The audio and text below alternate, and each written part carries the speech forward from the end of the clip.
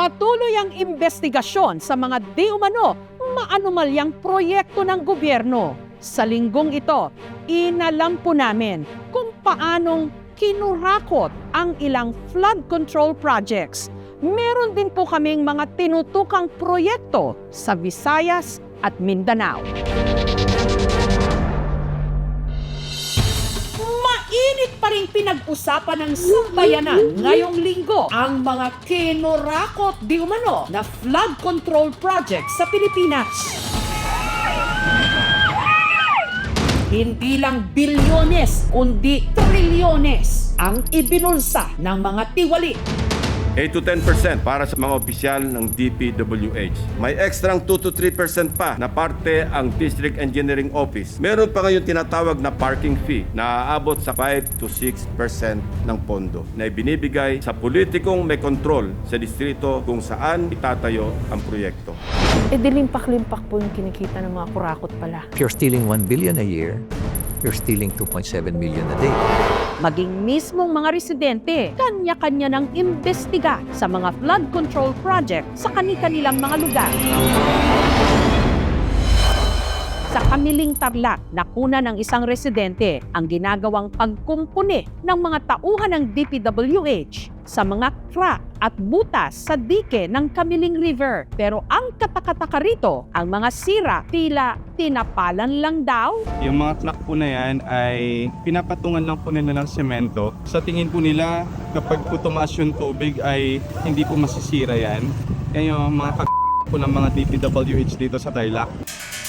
Inimbestigahan din namin kung paano ba kinukupit ang flood control projects. Ayon sa isang mapagkakatiwalaang source, ang madalas daw na kinukupit ang sheet piles o ang bakal na nagsisilbing pundasyon o pampatibay sana ng istruktura sa mga pangontra sa baha. Ayon sa aming source, sa sheet piles o bakal pa lang, pwede nang kumita ang mga kurakot ng halos 50% bilang tongpats nila o kupit. 150 million pesos worth of sheet piles ay 50 million pesos worth lang pala ang inilagay. Sa mga magkakasunod na bagyo nitong Hulyo at Agosto na sinabayan pa ng habagat, marami sa mga bumigay na flood control projects yung mga tinatawag nilang slope protection. Kaya kung may dapat pagtuunan ng investigasyon ngayon ay kung tama ba yung pagkakagawa. Nito lang Martes, nagtungo kami sa Candating, bayan ng Arayat sa Pampanga na isa sa mga binanggit ni Senator Panfilo Lacson sa kanyang privilege speech na di umano maanumalyang flood control project. 4 years now, the riverbank mitigation project in Candating, Arayat, has been the face of a failed flood control project. Tuwing umuulan, panay ang aray ng mga taga-Arayat. Kasama ho natin dito si Engineer Juan Paulo Bersamina para mabigyan niya ho tayo ng medyo expert opinion tungkol po dito sa makikita nating gumuhong dike. Nasa pampang ng Pampanga River, ang barangay Candating, umaapaw raw ang ilog kapag malakas ang ulan. Kaya bilang solusyon sana, nagpatayo rito ng flood control project na nagkakahalaga ng 254 million pesos. Ang kontratista, ang Edmari Construction and Trading, pagmamay-ari ni Edgar Sagum, kamag-anak ng congressman ng 4th District ng Pampanga na si Ana Sagum. 4 na taon na mula nung ito'y ginawa. Nasira na rin daw ito noon lamang nakaraang taon. At ngayong taon, nasira ulit. Talagang mga tao nagsisigawan na. Hindi mo naman sila masisisir. Buhay nila at ang bahay nila mawawasak. Kamusta ho dito sa inyong barangay? Pag po tumataas yung tubig, medyo may takot para po kasi biglang gumuhon. Ang mga sheet pile o mga bakal, nagsitumbahan. Ito yung mga bakal na ibinabaon para mas maging matibay ho yung structure. Tama po, engineer? It will prevent yung lateral pressure from the soil na mag-topple over sa ilog. Kung wala ito, ano ho mangyayari? The river flow, kakainin niya itong banks natin. Yung kukut-kutin ng tubig, yung dike, Because nakalin na siya pag ano, ibig sabihin nagkaroon ng failure. It's either because of the soil, pag saturated kasi ang lupa, mas magiging mabigat, mas malaking lateral pressure niya. Kaya rin siya nag-lean because hindi rin maganda yung embedment. Because maybe if masyado siyang mababaw, may tendency talagang gumano siya. That's why the rule of thumb is 1.5 times. okay, May enough support okay. from the bottom. Yung pressure was water. Combination, water and soil. Rocks. Yes. oo. It's the two major possible causes of this failure.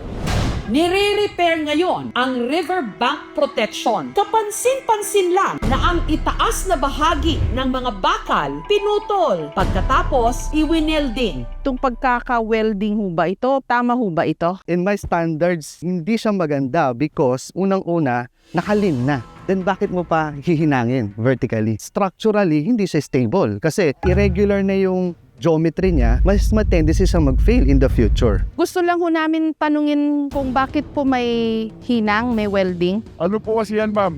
Nakahiga na yan eh. Para po maganda daw pinarepair nung public work, tinayo namin. May plate pa po yan para matibay. Ano to, hindi ho papalitan yung sheet piles na bumigay? Re-repair na lang, ganun ho yun? Yun po dosan.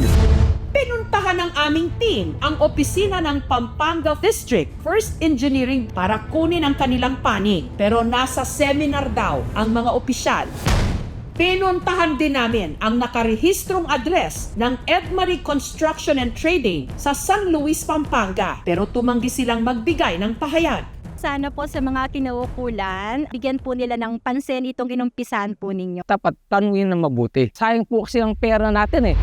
Isa pa sa mga di umano maanumalyang flood control project na inireklamo sa aming programa, ang diking ito sa bayan ng Bamban sa Tarlac na ang halaga pumalo ng 47 million pesos. Ang ilog na dumadaloy sa bahaging ito ng Bamban, ang Parwa River, galing sa paanan ng Mount Pinatubo. Tuwing masama ang panahon, hindi lang tubig ang rumaragas rito, pati na lahar. Kaya para maiwasan sana ang pagguho ng lupa sa gilid ng ilog na kinatatayuan pa man din ng mga kabahayan, pinatayuan ito ng dike. Pero nito lang nakaraang taon, ang malaking parte ng dike gumuho. Engineer, ano ho naman yung nakita nyo dito sa flood control project dito sa Bamban? Una, it turns out concrete lining lang siya kasi walang bakal. May design standard naman talaga sa DPWH for that kind of dike. Earth dike siya, tapos concrete lining. However, yung longevity, hindi ganun guaranteed. Bakit nga ba? Ang dami hong ganyan eh. Yung mga nakita po ni Presidente mismo sa Bulacan, bakit walang bakal? Parang palitada lang yun, di ba? I cannot say explicitly kung tama because baka kasi yun talaga yung nasa drawing, sinunod lang nila. Meron naman talagang standard na walang bakal. Sa engineering po kasi meron tayong cost-benefit analysis. Minsan, allowed na walang bakal because mas mura. Ang alam ko lang na hindi nilalagyan ng bakal siguro, flooring. Yung nando sa Sahig. sahig. Eh ito, obviously, gilid ng ilog. So parang ang hirap naman isipin, hindi nila nilagyan ng bakal, pinalitadahan lang po nila yung gilid ng ilog. Pag ganyan yung design at kinonstruct, don't expect longevity. Na hindi magtatagal. Dagdag pa ni Engineer Bersamina, kailangan daw sanang mas matibay ang dike na inilagay dito, lalo't ang tubig sa ilog may kasamang lahar. Ang lahar kasi, mabigat yun. Mabigat. Tapos, yung velocity ng bulusok niya, lalo niyang kakainin yung ilalim. So, most likely, baka yun yung naging failure ng sheet pile. Na-assess nyo rin ho kaya yung kung matibay ba yung sheet pile kaya ho na nilagay? We cannot say that right now kasi kailangan talaga Makita talagang close. Hindi ho kaya yan dapat na i-input nila when they design itong flood control projects? ideally po talaga. Dapat po, kinukonsider din yun. Even yung lapad ng river, in consideration of the deposit of lahar, So dapat na-strengthen to, hindi ho ganyan-ganyan lang. dapat. Tapos nilang inaabot sa amin, nagagawa sila. Wala na ho kaming alam doon na kung anong gagawin nila doon sa flood control na yan. Nakipag-ugnayan din ang aming team sa Tarlac 2nd Engineering District. Abala raw ang kanilang district engineer pero nagbigay sila ng pahayag. The DPWH Tarlac 2nd District Engineering Office reiterates that all undertakings strictly adhere to design standards, specifications, and quality control. Sa Barangay Kulatingan sa bayan ng Concepcion sa Tarlac, merong itinayong dike bago pa raw magkapandemya. Yun nga lang, titin. Tagal na rin po yun. Nung natapos yun, siguro mga 7 years. Hanggang doon lang sa pinakadulo na. Tapos hanggang doon po sa may Chico River, wala na po yun. Kaya nagbayanihan na lang ang mga residente para dugtungan ito. Tinambakan nila ang dike ng lupa. Pero dahil lupa lang ang kanilang ipinantambak, nung dumating ang bagyong Krising, nangyari ang kanilang tinatatakutan. Dahil masyadong malakas yung tubig, umapo po yung control. Ang pinakaapektado, mga magsasakang nasisimula pa lang noong magtanim. Ang palayan ng 74 anyos na si Tatay Rolando natabunan ng buhangin. Kaya mga 40 na buhangin sa taas. Kasi hindi ako makapagsarin kasi mataas yung buhangin. Hindi tutubo yung palay. Pinoproblema niya ngayon kung paano niya mababayaran ang inutang niyang 60,000 pesos na puhunan. Wala kang makamit, hindi ka may-work. Ngayon, inisip ko kung sana po ang bayad. Kasi talaga yung magsasaka at mahirap. Sa General Santos City sa Mindanao, may idinulog din sa aming programa na palpak daw na proyekto ng gobyerno, ang Mabuhay Underpass sa National Highway. Para sana mabawasan ang lumalalang traffic sa syudad ng General Santos o GenSan, taong 2022, sinimulan daw itayo ang Mabuhay Underpass. At ang inilaang pondo para rito, 659 million pesos. Makalipas ang 4 na taon, hindi pa rin ito tapos.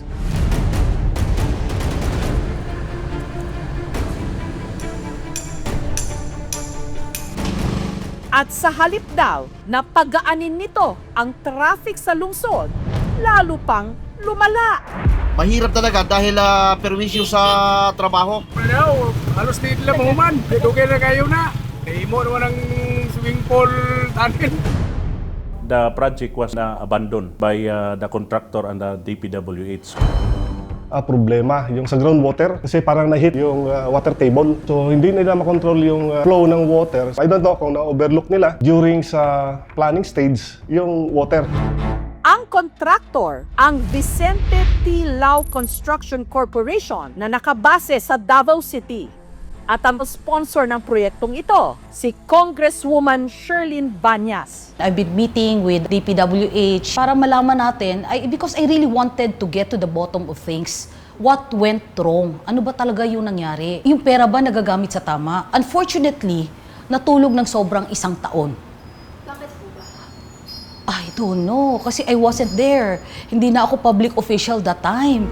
Pero, tiningnan ko naman sa budget, ang original proposal is 650 million. Ang nakita ko, umabot na ng 850. Saan napunta ang difference na more than 100 million actually? I'm so confused. Hindi yun matapos sa 1 taon kasi dependent tayo sa budget. Merong budget na 256, tigi-tigi yun hanggang 2025. Ang target yan, dapat matapos yan by the first quarter of 2026. Wala namang ma-involve na corruption doon kasi ganoon man talaga yung project, hindi naman ma-perfect natin.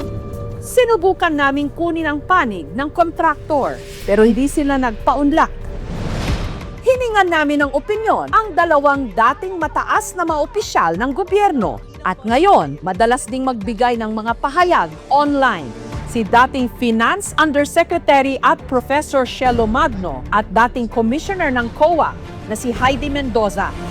Ano masasabi niyo dito sa ginagawang investigasyon sa mga kinurakot na proyekto ng gobyerno? Very interesting kasi natutok uli yung atensyon ng mga taong bayan dito sa mga matinding usapin ng korupsyon kahit alam naman natin nangyayari na talaga to at matagal nang nangyayari to, no? But it also sets an expectation sa Pangulo na may gagawin siya dito. Very strategic, very good PR yung isumbong mo sa Pangulo. But at the same time, ang sasabi ko nga, hindi ako umaasa na may mangyayari dito hanggat walang systematic at policy approach dito sa problema natin. Ako, ang pagtingin ko dito, napakalawak ng usapan at parang nagtataka ka, anong bago? Nakita na natin ito in the past, ano? Ang tanong ko, ano bang gusto dito? Magpakulong para may managot? Parang hindi ako makapaniwala na may makukulong. Nagsimula ito sa mga maliliit na forms ng katiwalian na hindi natin pinapansin. na hindi natin inaalam. Kasi lulubog na tayo sa baha. Kaya Oo, ngayon, Nabigla tayo. very active na yung mga tao magbantay. Pero nakapanlulumo po yung mga naririnig nating bilyones, trilyones, flood control projects, pero binaha pa rin po tayo. Bakit nagkaganon? Ang laking pera ang ginagastos ng gobyerno. Pero palpak naman, wala namang umubra. Anong tingin niyo ho doon? Usually ito may mga embedded items. Mahirap makita. Kaya favorite siya ng mga kontraktor. Madaling magtago ng kalokohan. Ano? Mas malaking kurakot Oo, sa flood control Oo, projects. Talagang million kagad or billion. Ano? Mhm. When you do the design, huwag kang mag-design na simple lang. Kailangan yung bongga-bongga design para mas malaki yung cost, di ba? Mhm. Pagdating sa execution, titipirin mo. Hindi mo gagawin yung as design, di ba? Pero hindi ko iniisip na gagawin nila ghost project kasi napakalaki nito para hindi makita di ba? Usually kasi Jessica, ang ghost project, mga ano yan, yung mga easily na nadidispose na item. Remember yung walis tingting, di ba na narinig mo yan, yung mga audit namin na walis tingting. Fertilizer. Oo, kasi madaling ma-consume, ma-dispose, no? Pero ito flood control.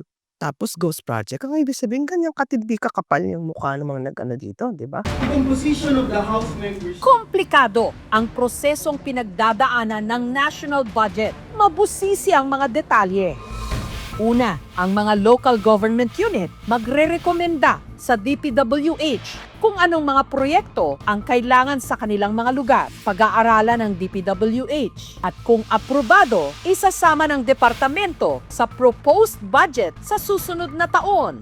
Para naman maaprubahan ito, dadaan sa deliberation kung saan pwede itong baguhin ng mga mambabatas. At sa puntong ito raw, ayon kina Professor Magno at Commissioner Mendoza, nagsisimula ang anomalya o ang hocus pocus. Professor Magno, you served in the finance department. Ang alam ko po sa birokrasya, napaka-tedious niya, ang daming rikititos. Pero paano po nakakalabas yung mga bilyones o trilyones at napupunta lang sa kurakot? Ang naging tradition ay yung bicameral members can change. Pwede nilang baguhin yung lahat ng content ng draft bill. Dito na nga natapyasan yung education, nawala ng budget yung PhilHealth, nagkaroon ng 200 billion plus allocation. Ang DPWH, dumoble ang budget ng House of Representatives. Nagdagdag 700 ng billion plus. bilyon na budget ang Senado. Tapos dahil napakakapal ng dokumento na yan, wala namang summary na pwedeng i-review ng mga senators at congressmen. So, pirma lang ng pirma. Ba't kaya nila ginawa yun? Kasi greedy sila. Yung pagiging gahaman ay walang hanggan. In-exercise No nila ng point gusto. of satiation. In-abuse yung power of the purse, di ba? Yeah. Lokohan nga yung nangyayari kasi dapat may minutes ng meeting para alam mo sinong congressman o senador ang nagpa-insert, ang nag-decide doble ng budget ng Kongreso. Taong 2013 sa kasagsagan ng pork barrel scam dahil sa pagkakabuking sa mga ginawang anomalya ni Janet Napoles, idineklara ng Korte Suprema na wala ng pork barrel dapat ang mga mambabatas. Bagay na hindi natupad o nangyari dahil sa kasalukuyan, sa totoo lang daw, meron pa ring pork barrel ang mga kongresista at ang mga senador. Ang intindi ko po sa sinabi nyo, Professor Magno, parang this is supposed to be the budget for priority projects, pero inuna nila yung sarili nilang mga interes. Yes. Yung mga proyekto that will gain for them more patronage. Yes. Puro EPAL projects kasi hindi sila maboboto kung hindi sila magiging EPAL, hindi nakita yung pangalan nila sa mga multiple purpose building na to. So, kailangan nating tandaan bilang mga mamamayan na kung legislators yan, ang trabaho niyan ay gumawa ng batas. So, kapag nakita niyo yung pagmumukha niyan, picturean nyo dahil illegal yung ginagawa niya kapag nag-post siya ng mukha niya sa project. At ang pinag-uusapan natin, flood control pa lang. Wala pa tayo doon sa ibang projects. Yeah. Diba? Wala pa tayo doon sa farm-to-market roads. Yes. Nakadalasan nagiging farm-to-cockpit roads. O, diba? Oo, mga health Nauna centers. pa gumawa ng Mga health cockpit. centers, Oo. diba? Tsaka yung mga asfalto tsaka mga semento na Exactly. natutunaw. Paulit-ulit. Kung ang ibang lugar sagana sa grasya mula sa gobyerno sa pamagitan ng mga proyekto, ang Tayasan Negros Oriental tila hindi nabiyayaan. Sa video, makikita ang dalawang lalaki na tumatawid ng ilog, bitbit ang kawayan na tinalian ng tela para gawing duyan. Pasyente na to, gili kalabang karon. Lulan ang isang pasyenteng kailangang isugod sa ospital. Sakay po na, ihalo po na siya. Oh. Nung ligtas silang nakatawid ng ilog, ang pasyente isinakay hindi sa ambulansya, kundi sa motorsiklo.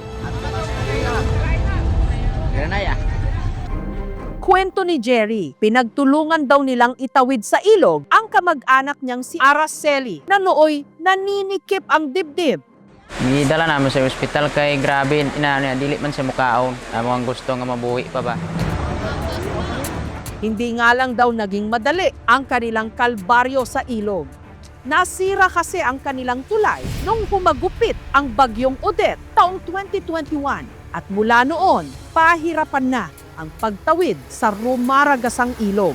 Delikado kayo kay maanod ka, di patay po ka. Kay emergency kayo, di gwanta naman, bisag delikado kayong alagyan. Pero maba, ginlapawan, di kami nag-agi. Nagpapasalamat pa rin sila na nakarating si Araceli sa ospital at ngayon nagpapagaling na. Yung tulay na ginawa, sir, maliit lang, sir. Parang hindi tulay, parang spillway lang, sir. Kunting baha lang, sir, hindi na mapakinabangan, sir. The OCD went here to inspect the damaged bridge. Pina-forward nila sa DPWH for program of work and for funding. Palagi ako nag-remind sa kanila na kumusta na yung request for the construction of a new bridge here sa Barangay Bago. Sinasabi nila na for funding daw. Ang panawagan ako, maayaw na ng tulay. Parang maayong pag-agi. Pasyente na to, gili kalabang karon. Bunsod ng mga naglalabasan ngayong kinorakot di umano na mga proyekto. Nag-utos si Pangulong Bongbong Marcos Jr. ng lifestyle check sa mga opisyal ng gobyerno. Lahat po na ehekutibo, miyembro ng ehekutibo ay ready, pati pang Pangulo. Sa palagay niyo po sincere yung ating mga legislator sa pag-imbestiga dito sa mga kurakot projects when theoretically they could be involved? Ako hindi. You know why? Kasi pinag-uugatan nga nito yung 2025 budget. Who's responsible for all the insertions sa 2025 budget? Specifically, who was the APRO chair? That was Zaldico. And Zaldico's company is in the top 15. Ba't hindi pinapatawag ng Congress? Papatawag nila. Kapag pinatawag nila at pinag-explain nila si Congressman Zaldico, baka maniwala pa ako. But I doubt, kasi ang tindi ng conflict of interest eh. So, ayun, inaaliw na naman yung taong bayan, but I don't think magkakaroon ng anything concrete na kakalabasan itong inisyatibo ng House mag-investigate.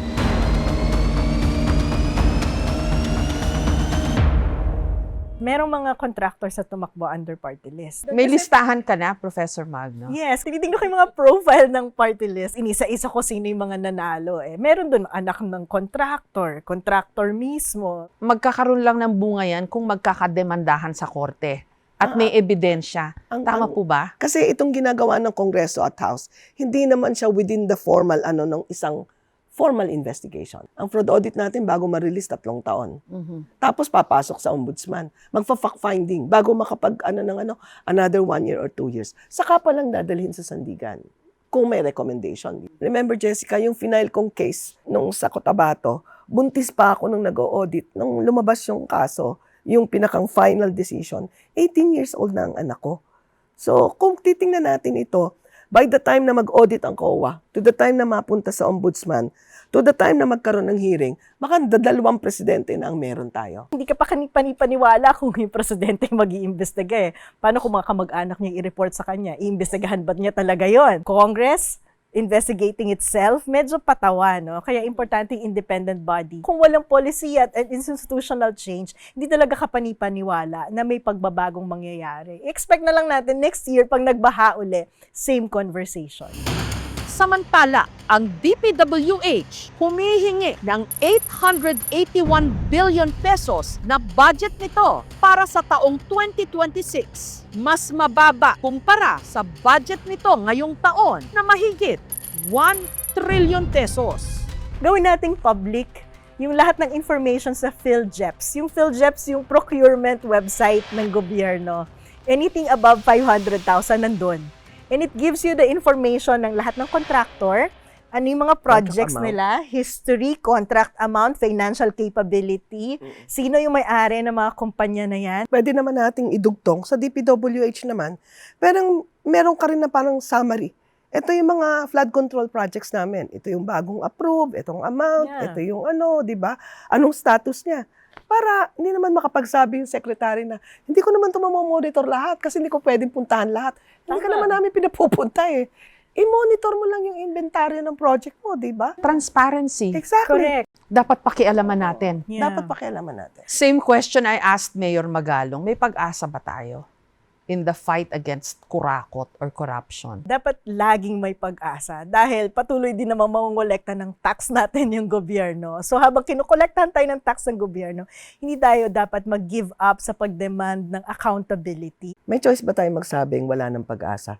Hindi naman yan pwedeng sukuan. The very fact na pinag-uusapan natin yan, the very fact na maraming gustong makisangkot, ang ibig sabihin, may pag-asa. Kasi the very fact na we still hope na yung mga anak natin ay magkakaroon ng hanap buhay na maayos dito sa sariling bansa at hindi kailangan mag-abroad, may maayos na eskwelahan, may maayos na health center, then that means hindi natin pwedeng i-give up yung pag-asa, di ba? Paalala lang po, ang perang nilulustay o ibinubulsa ng mga kurakot, pera natin galing sa mga ibinabayad nating buwis. Kaya karapatan nating magbantay at maningil.